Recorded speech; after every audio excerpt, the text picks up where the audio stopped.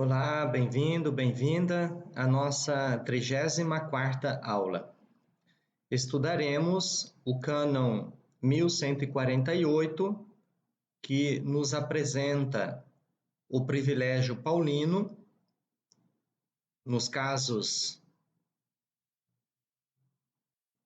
de poligamia, o cânon 1149, nos casos de prisão, de perseguição, que impedem a convivência conjugal, e o cânon 1150, o favor do direito.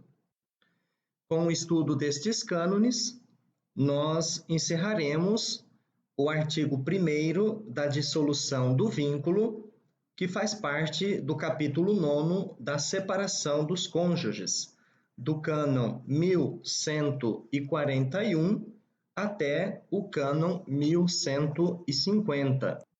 Como nós vimos no cânon 1141, que o matrimônio, uma vez rato e consumado, não pode ser dissolvido por nenhuma autoridade humana, nem mesmo pelo Romano Pontífice, a não ser, é claro, a morte. O cânon 1142 nos fala da dissolução do vínculo do matrimônio rato e não consumado, que pode ser dissolvido pelo Romano Pontífice por justa causa. Do cânon 1143 até o cânon 1147, nós vimos a dissolução do matrimônio pelo privilégio paulino.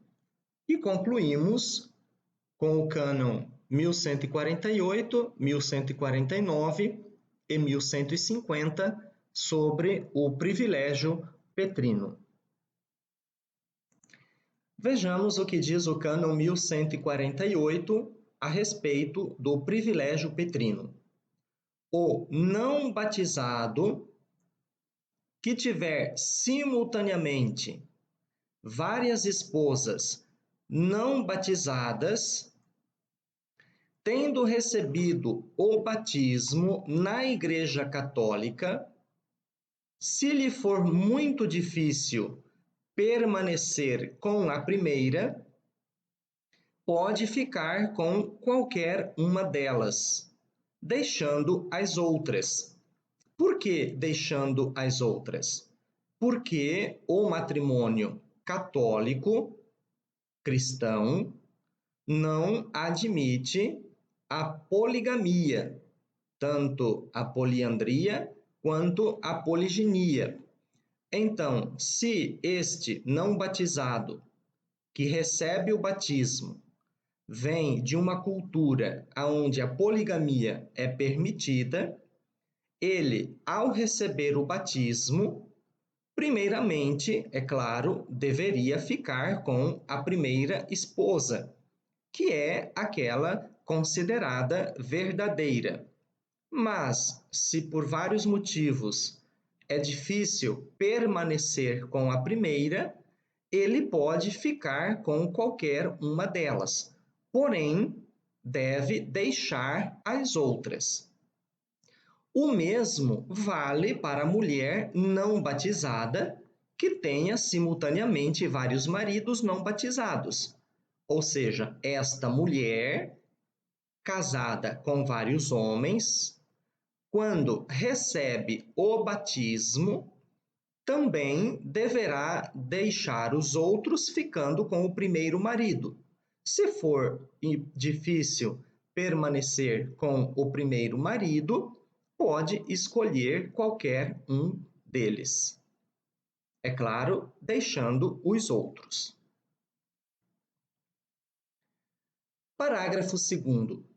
Nos casos mencionados no parágrafo 1º, o matrimônio, depois de recebido o batismo, deve ser contraído de forma legítima, ou seja, segundo a forma canônica, determinada no cânon 1108, observando-se também, se necessário, as prescrições sobre matrimônios mistos e outras que por direito se devem observar, por exemplo, no caso de que, se esta mulher ou se este homem batizado permanecer com a primeira mulher ou permanecer com o primeiro homem, esta mulher e este homem não são batizados, requer-se, é claro, a dispensa de disparidade de culto. Tendo em vista, parágrafo 3º, a condição moral, social e econômica dos lugares e das pessoas, o ordinário local cuide que se providencie suficientemente às necessidades da primeira e das outras esposas afastadas. Então vejam que aqui existe também um dever moral e social para com aquelas esposas que foram deixadas, segundo as normas da justiça, da caridade cristã e da equidade natural. Não quer dizer que as outras esposas também devam ser deixadas ao relento, sem nenhuma possibilidade de darem continuidade às suas vidas. Então, estas condições, o ordinário local é que deve providenciar para que as necessidades destas que foram deixadas sejam também sanadas. Nos casos previstos no cânon 1148 a 1149, a dissolução do matrimônio acontece ipso iure, por disposição da lei, não requer a intervenção de uma autoridade. Mas o poder do Romano Pontífice não é circunscrito aos casos, abarca outros casos, nos quais a dissolução do matrimônio pode acontecer através de um especial ato da Suprema Autoridade da Igreja, que tem nesta matéria apenas um limite: o matrimônio sacramento. Quando é matrimônio sacramento, rato e consumado, não pode ser dissolvido por nenhuma autoridade. Devidamente consumado, que não pode ser dissolvido por nenhuma autoridade, a não ser a morte. Então, nestes casos da dissolução do matrimônio, qual que é o limite da autoridade? É o matrimônio sacramental, rato e consumado. Sendo sacramental uma vez rato e consumado, não pode ser dissolvido por nenhuma autoridade humana. A razão de um poder tão vasto é o favor fidei, ou a salus animarum, a salvação das almas. Estes outros casos encontram regulamentados na Instrução Potestas Ecclesiae da Congregação para a Doutrina da Fé de 2021, e vocês podem verificar. Deve-se advertir que os matrimônios aos quais se aplica o privilégio paulino, dos cânones 1143 e 1147, e aqueles dos quais tratam os cânones 1148 e 1149, do privilégio petrino, do Código de Direito Canônico, são dissolvidos pelo mesmo direito, cumpridas as condições prescritas pela legislação vigente, sem que seja necessário fazer algum recurso à autoridade superior, diferente do que se estabelece no cânon do cânon 1142 em relação ao matrimônio entre batizados, rato e não consumado, que só pode ser dissolvido pelo Romano Pontífice. Veja que no cânon 1142 nós estamos falando de matrimônio sacramental, rato e não consumado. No privilégio paulino e no privilégio petrino, nós falamos de matrimônio natural, não de matrimônio sacramental, mas daqueles que contraíram um matrimônio natural e depois pediram o batismo. Então, são situações diferentes. Privilégio petrino, privilégio paulino, em relação àqueles matrimônios naturais, que não são matrimônios sacramentais. E o cânon 1142 refere-se necessariamente a um matrimônio sacramental entre dois batizados, porém ainda não consumado. Mas, em relação a outros matrimônios celebrados pelas partes, das quais pelo menos uma não é batizada, se quiserem dissolver, devem ser submetidos, em cada um dos casos, ao Romano Pontífice, o qual, depois de um cuidadoso exame prévio, realizado na Congregação para a Doutrina da Fé, julga, segundo sua prudência pastoral, se concederá ou não a dissolução do vínculo. Congregação para a Doutrina da Fé, normas sobre a instrução do processo de dissolução do vínculo matrimonial em favor da fé, que nós encontramos no prefácio. O cânon 1148, parágrafo 1º, nos diz, pode acontecer que uma pessoa, em força dos costumes vigentes no país, tenha contemporaneamente mais mulheres ou mais homens. Convertendo-se ao cristianismo, ele ou ela deve renunciar à poligamia, que é um direito contrário com uma das duas propriedades essenciais do matrimônio, a unidade. A unidade, lá determinada no cânon 1056, nos coloca que o matrimônio é somente entre um homem e uma mulher, não entre um homem e duas mulheres ou três mulheres, ou entre uma mulher e dois homens ou três homens. Por regra, deveria manter a primeira mulher ou o primeiro esposo, que se supõe que é aquela verdadeira.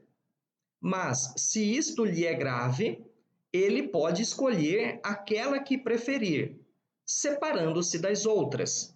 Então, quando esta pessoa, este homem, que tem várias mulheres, ao receber o batismo, ele deve deixar duas, ficando apenas com uma. Em regra geral, a primeira mulher considera-se aquela verdadeira, mas se isto não é possível, pode escolher aquela que preferir, porém não poderá manter-se com as outras. Como o dito, a norma vale também no caso em que a poligamia seja da parte da mulher, que contemporaneamente possui mais do que um batismo. O batismo do polígamo ou da polígama deve acontecer na Igreja Católica.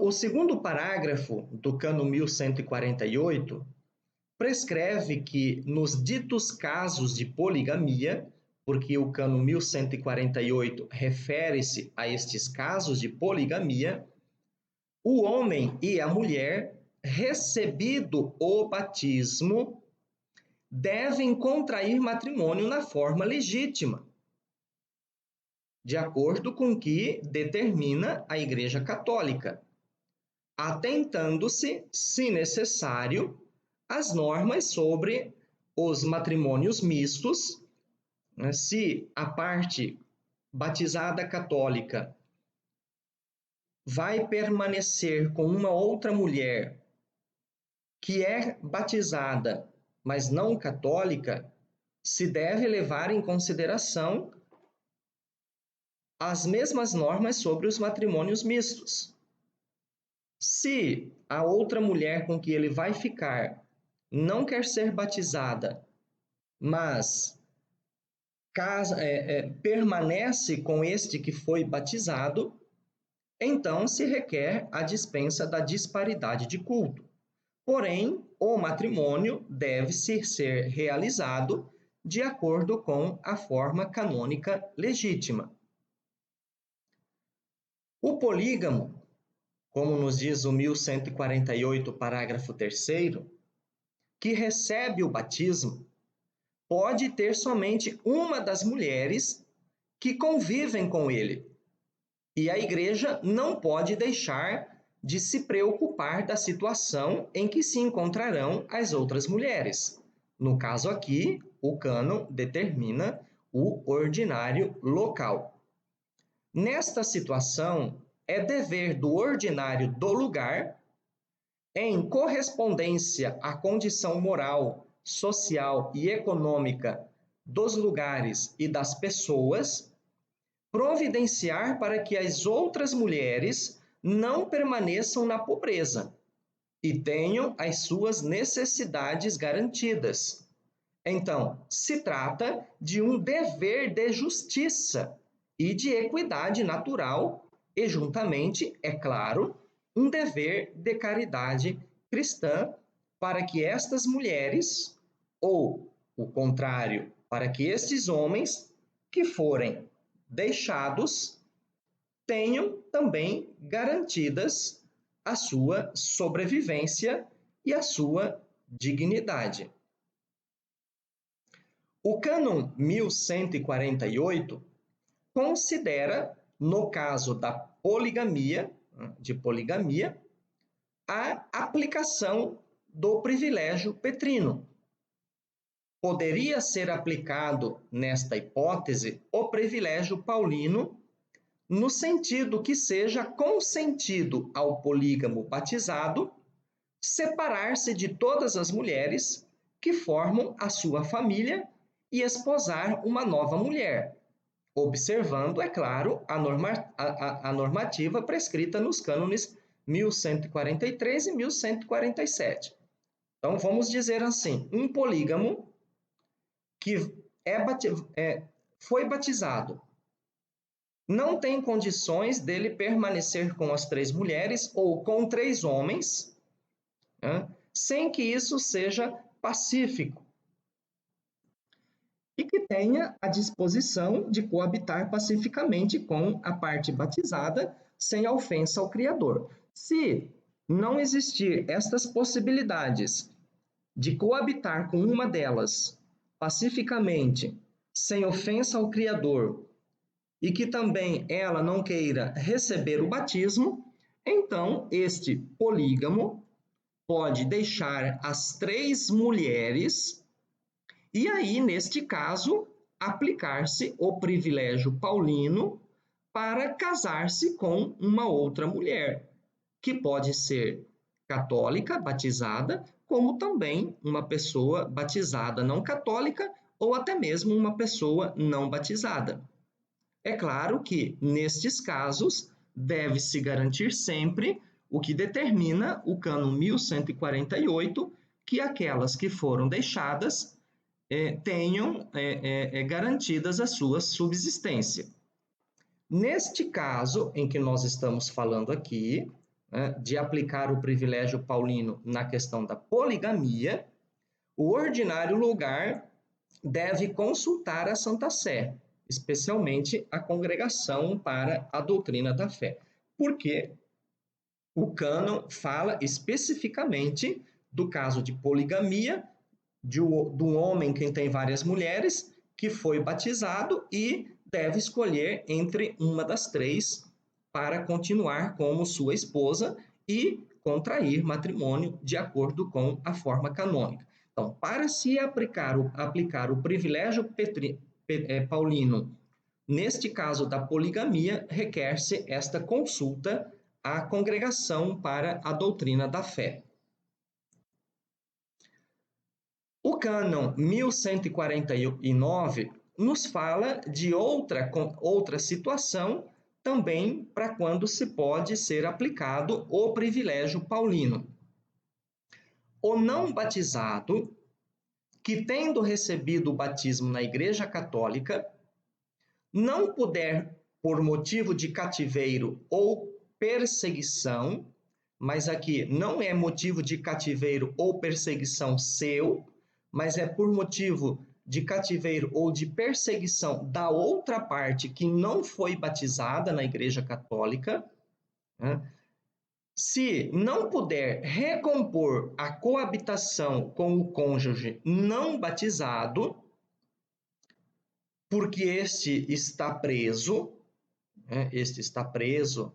né, ou perseguido, ou teve que fugir, pode contrair outro matrimônio, mesmo que a outra parte, nesse inteirinho, tenha recebido o batismo.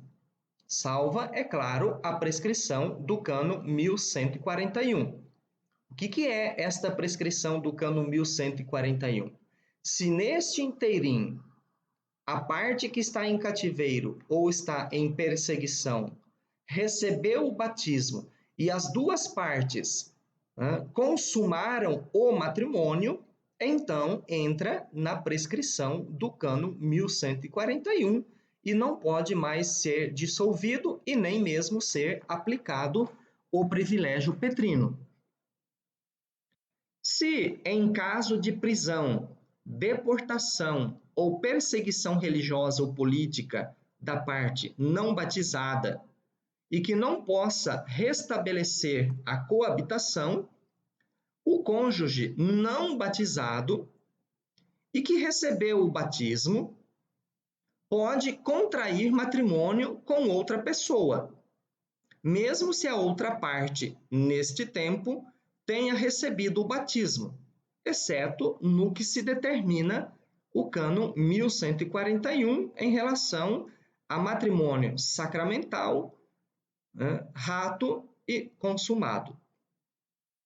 A norma é clara e admite, então, uma tríplice hipótese. Vejamos. Quando a parte não batizada, que não pode restabelecer a coabitação com o cônjuge por motivo de prisão ou de perseguição, permaneça sem o batismo, esta é a primeira condição, ou seja, a parte não batizada, que está presa ou teve que fugir por causa de perseguição ou foi deportada, né, e que também não recebeu o batismo, acontece ipso iure a dissolução do matrimônio em favor da fé da pessoa batizada, assim que passas a novas núpcias. Então, a parte batizada, que não pode mais coabitar com a parte não batizada, por motivo de prisão ou perseguição, a dissolução do matrimônio, que não requer a intervenção de nenhuma autoridade, aqui no caso do privilégio petrino, a dissolução ela acontece a partir do momento que esta parte batizada contraia novas núpcias. Segunda hipótese, quando a parte não batizada recebe o batismo e o matrimônio natural se torna sacramental. Ou seja, tem a parte batizada e tem a parte que não era batizada, mas que foi batizada. Então, passa a existir o caso do matrimônio rato, que se é consumado depois da recepção do batismo, não pode ser dissolvido por nenhuma autoridade humana, nem mesmo pelo Papa, segundo o cano 1141.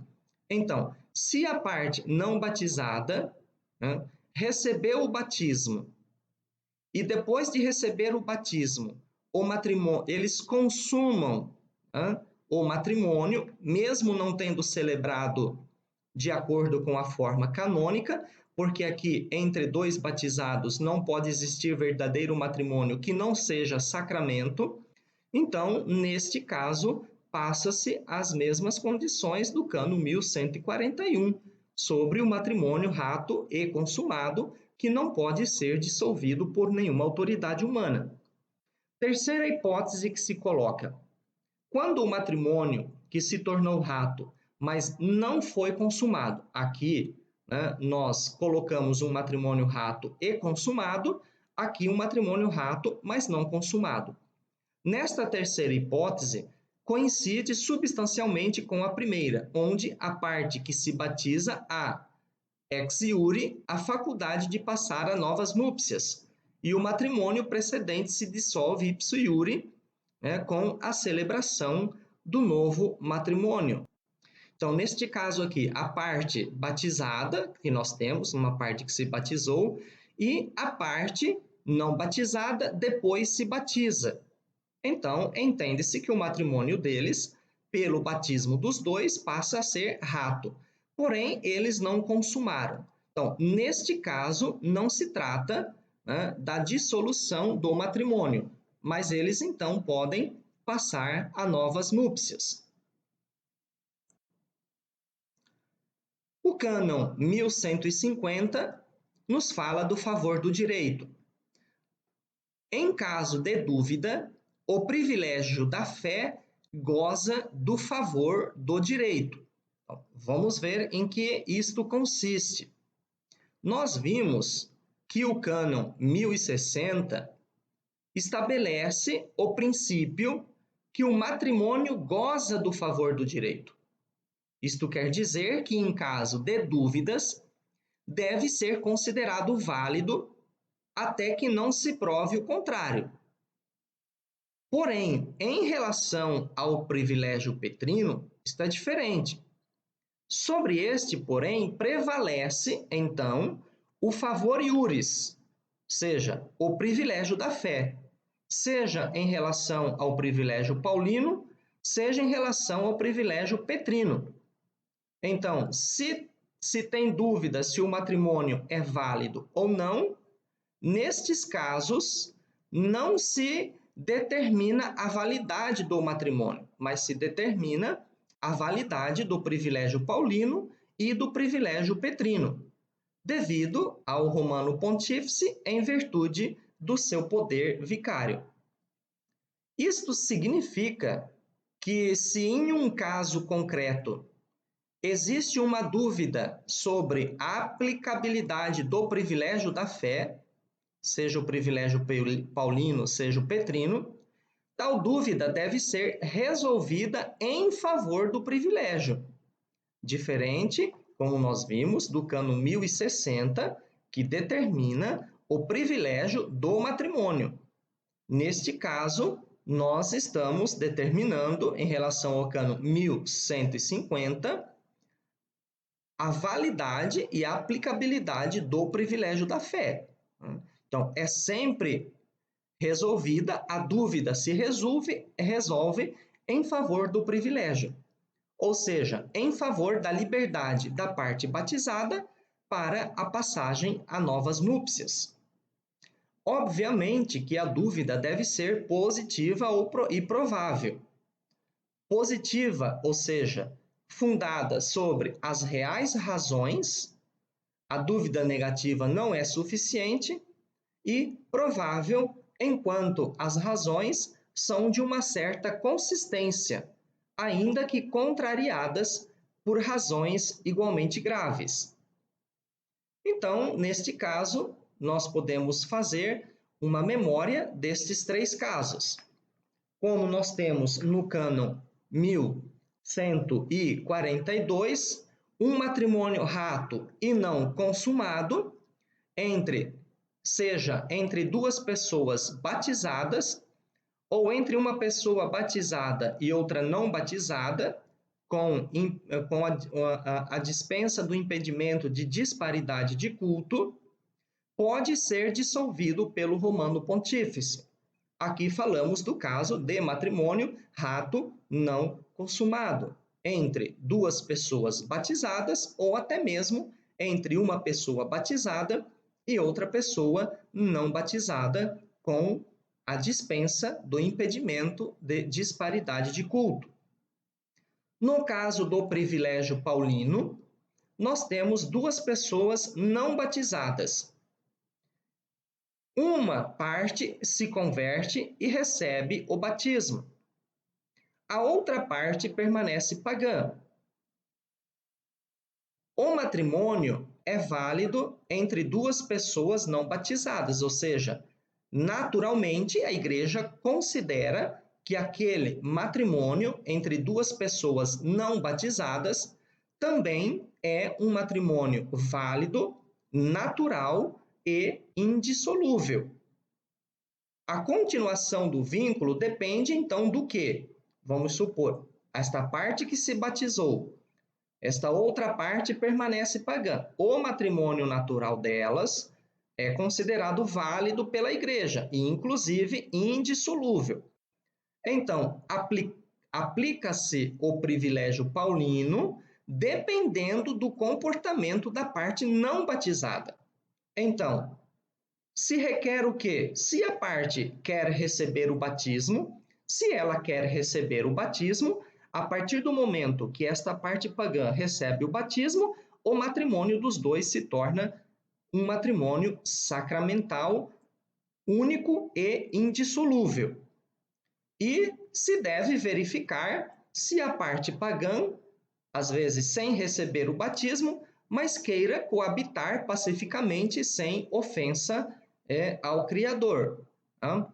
Então, neste caso, se existirem estas duas possibilidades, estas duas condições, que a parte pagã ela deve ser interpelada se ela quer receber o batismo, ou que pelo menos queira coabitar pacificamente sem ofensa ao Criador.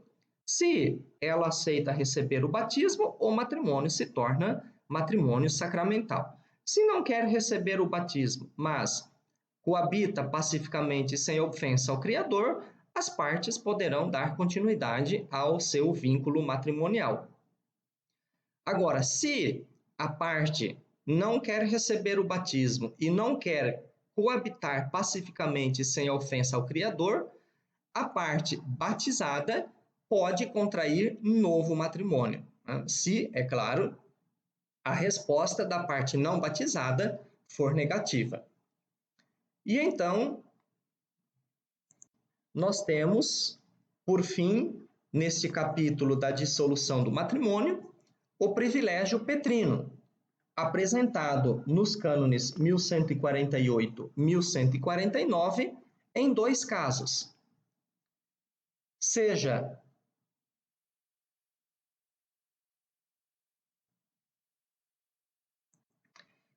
se já existia um matrimônio natural entre dois não batizados, não sacramental, que são considerados válidos e indissolúveis. Porém, um só se converte e é batizado. Então, em caso de poligamia, da parte que vai ser batizada, seja o homem ou seja a mulher, devem ficar apenas com um homem, com um marido, ou com uma mulher, deixando as outras duas ou os outros dois, de preferência, ficando com a primeira. Mas pode escolher outra se for difícil com a primeira. Lembrando que também nesses casos se deve adquirir o matrimônio de acordo com a forma canônica. Em caso de prisão e perseguição da parte não batizada, quando não pode ser restabelecida a convivência conjugal, a parte batizada, o homem ou a mulher, podem contrair matrimônio com outra pessoa.